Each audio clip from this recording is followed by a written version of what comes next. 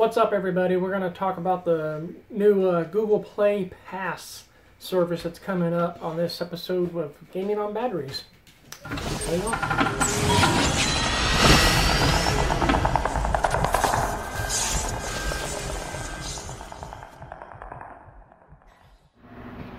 Well, no, Google is always looking to up the ante with their Android platform, and that's exactly what they're trying to do with this Google Play Pass. Sometimes Google's first with these innovative ideas, and sometimes they're not. In the case of Google Play Pass, a service that offers unlimited use of certain apps and games for one low monthly fee, they are quite late to the party. This is actually something that's been going on for quite a while now, and something that's it's not really that new, but it is new for, as far as doing it on a mobile platform. If you've been gaming or anything like that, since the early 90s, you probably remember the 3DO console. It was a console that promised to be a set-top box that integrated video games and television services. Even AT&T got involved with this, and they were at least planning their own version of the 3DO, which would have included a modem. I don't think it ever got past being shown at like the Electronics Entertainment Expo or consumer electronics shows of that time. Excuse me. But there's been other services that have done exactly what 3DO tried to do or was wanting to do, and then there's other services that have done what Google Play and honestly Apple with their Apple Arcade, which was announced earlier this year, are trying to do.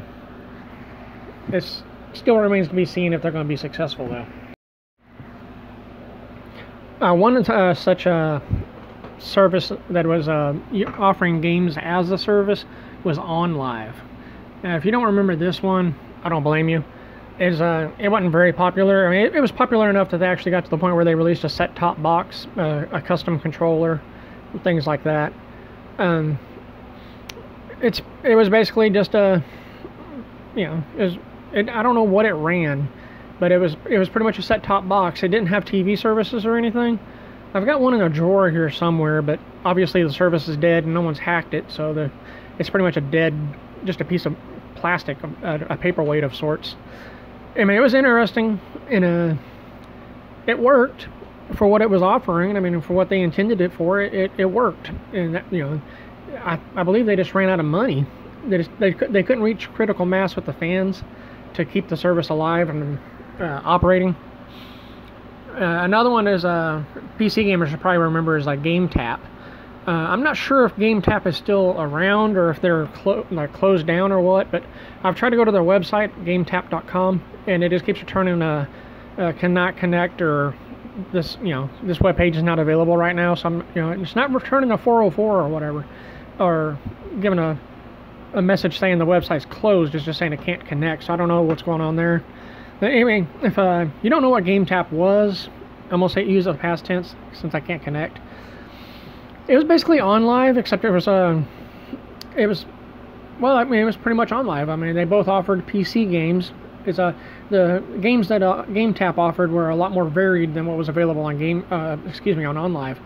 Gametap worked with, I know they worked with like Sega, Eidos, because they had like Tomb Raider, they had Sonic, they had a ton of Sega PC games. Vigilance was on there, I believe, which was an old Sega's attempt at a third-person shooter. About the time that the GoldenEye and such was really big on the Nintendo 64, which was kind of weird because they never brought it to they didn't bring it to their Sega Saturn. But it was games like that. It was like the full PC game.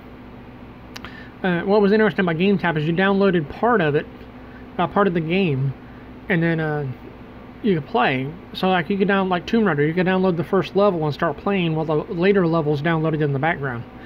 That was interesting.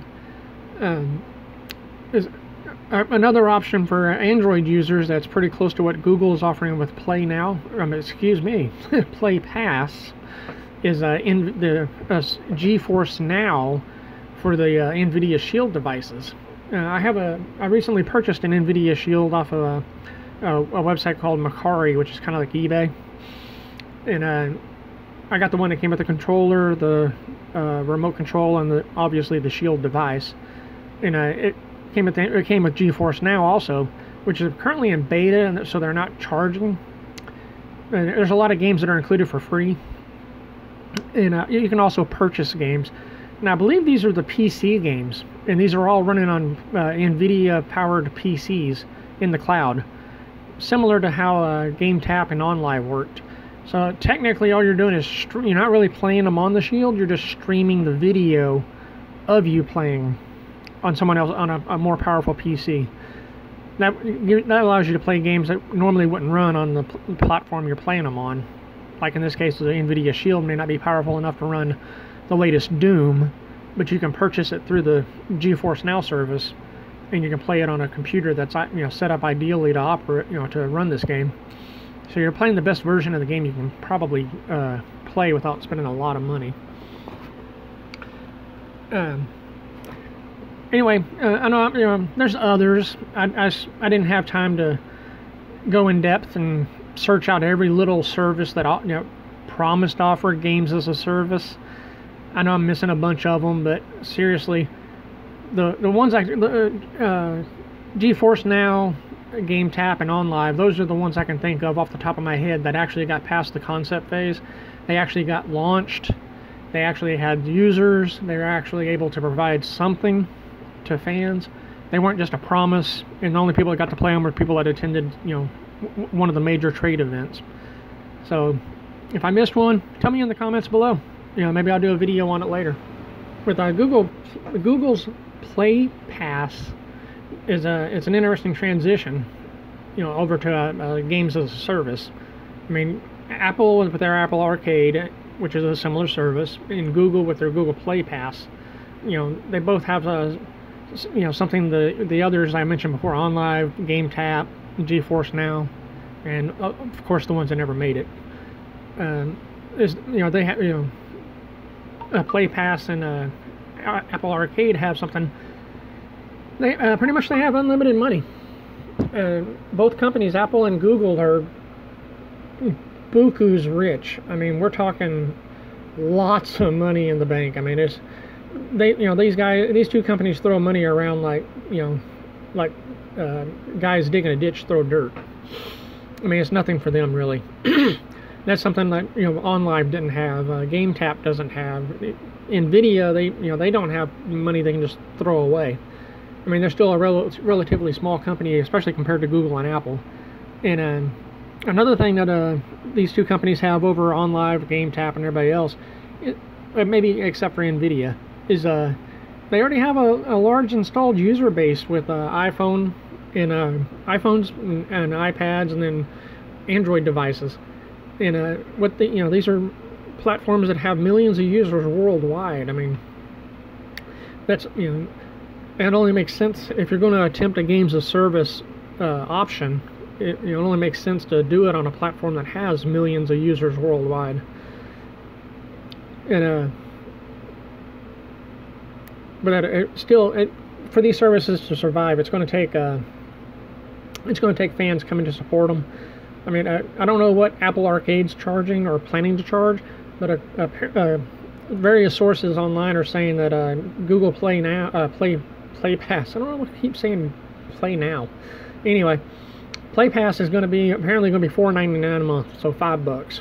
And most of the premium games on Android are more than $5.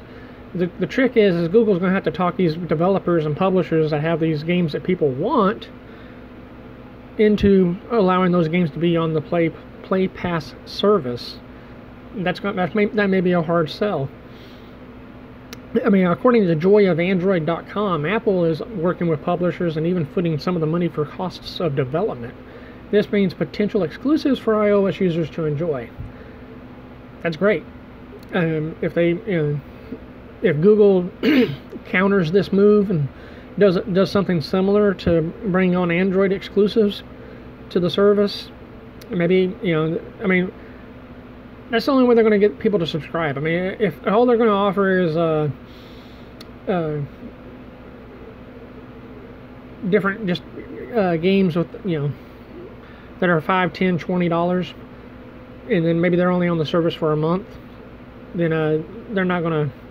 I don't think they're gonna have much luck in getting people to subscribe and stay subscribed. And it's gonna, they're gonna have to do something. And maybe footing some of the bill is gonna be what does it. I mean, excuse me. One thing that's different about Google's Play Pass that I noticed is TechWeez.com, excuse me, mentioned this, is that Google Play Pass is going to also include premium music apps. Now I don't know if this is going to change, if this is going to include Spotify, Pandora, and others like them, but if it does, will they have some form of a limited tier for Play Pass members? Like, according to the everything I've seen on Play Pass, there'll be no ads, no in-app purchases or anything like that. So how are they going to do? How are they going to change? Like Spotify and say Spotify and Pandora are in on this. There's no word they are, so don't go quoting me and saying that, hey, this guy on YouTube said that, Spotify and Pandora or in Play Pass. No, I did not. Don't do that. Thank you. But if they do, well, to counter the fact that they can't put ads and offer in-app purchases, if they do offer, Play Pass service or option with their services, are they going to either lower the price of their monthly plans and offer a $5 tier, or what? I mean, considering they can't do ads on Play Pass versions, that means they can't, say, okay, Play Pass members are going to only hear ads instead of once every 10 songs. You're hear ads once every 25 songs. I mean, they'd be breaking the rules of Play Pass. So that's going to be interesting to see how that works out. Personally, I don't really care. I don't listen to music, especially not just all you can listen to type services. The music I do listen to, it's very specific, and it depends on how I feel that week. So this one's kind of mute on me. I don't really care. But I know there's a lot of people that do, so there you go. How you're going to know that the game is supported on Google Play Pass is there's going to be a notation just under where the price is that says that you can check out this app or game on Google Play Pass for free, and it's going to offer you a link to quote unquote learn more. Hopefully there'll be another tab like on Google Play, for like, you can just click it and you can see all the games or apps that are on Google Play Pass. That way you can make a decision like, hey, this one, it'll show you like, hey, this one's like $7.99, that one's $12.99. Maybe you can go through and just do the math, like this is $12.99, this is $5.99, $8.99. Oh wow, I'll just pay $5. I'll be able to play all those right now. I mean, that'd be smart of them. I hope they do that. Well, what you can expect out of Play Pass is obviously there'll be video games. And according to Engadget, some of the games, a few of the games we can expect to see are Risk, Marvel Pinball, and Stardew Valley. And anybody that's looked at Stardew Valley lately, that's an $8 game. So right there, if you want to play Stardew Valley, there's no demo available. You can save $3, by signing up for Google Play Pass and enjoying it through the service. Even if you play for 2 months, you only spend a little bit more than what you would have just for that one game. Plus, you got other games you can play. Check out. They also went on to mention that Lego, and I'm going to butcher this name, but Annapurna Interactive, Cartoon Network, and Sega are all on board to offer something for Google Play Pass. Now with Sega, they're interesting because Sega they got a little bit of heat in the last probably the last 5 years with Google Play thing. I mean, I don't know if they got the same heat with the iTunes user or iPhone players, but they were offering Sega Genesis Classics for like $3, and you didn't have ads or anything. But then they turned around and disabled the that version of like Sonic the Hedgehog or whatever, and then offered a free-to-play version that had ads, but also offered in-app purchase of like, I don't know, $1 or $2 or $3 to remove the ads. But they didn't grandfather anybody in, as far as I know. Like the people that paid for the game in the first place, they didn't grandfather any of those in. So those people that wanted to get rid of ads had to buy the game a second time. And it's going to be kind of interesting to see how Sega handles Play Pass versions of their games, because their big deal is to put advertising in the game on, like, between menus and stuff, or between levels while you're playing. Like when you play Streets of Rage and you go to the menu, like there's an ad. You go to the game, there's an ad. Go to the next level, there's an ad. Things like that. Can get annoying, but you know, I mean, if you're getting it for free, you know, you gotta pay for it somehow. But it is, you know, this brings up brings me back to the angle about Google needing exclusives. Will the Google Play Pass be the service where we finally start seeing more Sega Dreamcast games? You know, say come to Google Play. You know, where because I mean they've already done some. I mean, like we got Crazy Taxi. I could have sworn there's a few more from the Sega Dreamcast that came over to Google Play. I know Crazy Taxi did. Maybe they'll port some of the Sega Saturn games over as exclusives. I mean, surely Sega's got the source code. I mean, I understand source code's not just a checkbox and be like, you know, check the checkbox for Sega Saturn. Okay, you know, let's load that source code up and in the editors, you know, our software, you know, to program in, and then, you know, check off Android and just click compile. I understand it's not like that. But I mean, obviously if you have the source code available, it's much easier to, you know, make a port of that game to another platform because based on the source code. I mean, I understand that much. You know, I'm not completely stupid. I'm close, not completely.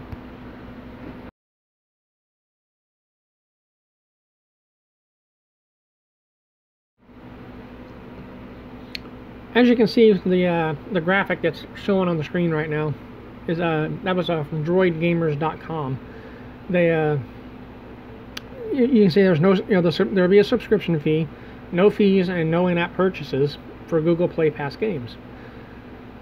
You know, obviously this means we could see some great games that were crippled due to in-app purchases finally be available the way they were meant to be. I mean, we're Game Loft. I'm looking at y'all. If y'all participate in this Google Play Pass service, knowing y'all, you probably won't. That'd be too easy. That'd give fans what they want. So I understand. You know, money's money. You gotta get every little penny. You know, heaven forbid fans check out your games, like them, and buy them. But that brings me back to Sega. You know, you'll be able to finally, if Sega does participate, with, you know, like by, you know, obviously they probably, if they are involved, they're going to bring Sega Genesis classics, titles like Phantasy Star 2 and 3, hopefully 4. I would love to be able to play 4 again on the go legally. Come on, Sega. But or, you know, like Sonic the Hedgehog, you know, obviously he's going to be, those games are going to be here except for Sonic 3 because they still don't want to pay that one musician for his compositions. Again, money. Sega don't like it. Don't bother bitching. But you know, you'll be able to play these games on your phone. If you have a controller, I mean, you'll be able to play them pretty much like, you know, like you did back in the 90s. You know, the way they were meant to be. But again, that means we need exclusives. I mean, at this point, what is left for Sega from the 16-bit era that's not been released? That's still good. Been released on Android yet. I can think, since they own Technosoft, I can think of Thunder Force 2 and 3 and 4, Lightning Force for everybody. I can think of those games. I would love to see those released on Android. I don't remember seeing those on Google Play. Excuse me. Phantasy Star 4. I don't remember seeing that one. I would love to see that one. Have they done Shining in the Darkness? I think they have. That'd be, I mean, if not, that'd be another. I mean, it's a basic RPG at this point, but still, it's fun. I'm not really sure what's left. I mean, some Sega CD games. I would love to see Shining Force CD, Dark Wizard. I would love to see them get, you know, Konami on board with bringing a. My God, Konami, and they're another one that don't like money. Why have they not done an HD version of Snatcher yet? Or just a re-release of Snatcher? I mean, come on. Yeah, I mean, they re-released the hell out of all the Castlevania games, but we can't re-release Snatcher? I mean, come on. I mean, did y'all sign a contract with Hideo Kojima, and you got to give him royalties or something, and y'all hate the guy and you're not going to do it, so you're going to screw the fans? And that sounds like Konami. Man, all these companies don't like money. But anyway, back to Google Play Pass. I mean, for $5 a month, you're going to get access to a ton of games. And right now, that ton is probably a really light ton. But as the service matures and more companies come on board, that $5 a month is going to be more and more worth it. Kind of like Netflix. When it first started, it wasn't really worth the money. The streaming service side wasn't really worth the money, but there for a couple of years, it was a damn good deal. Now it's kind of, they've raised the price and cut content. Disney, for one, or are losing content, and now the price seems out of whack again.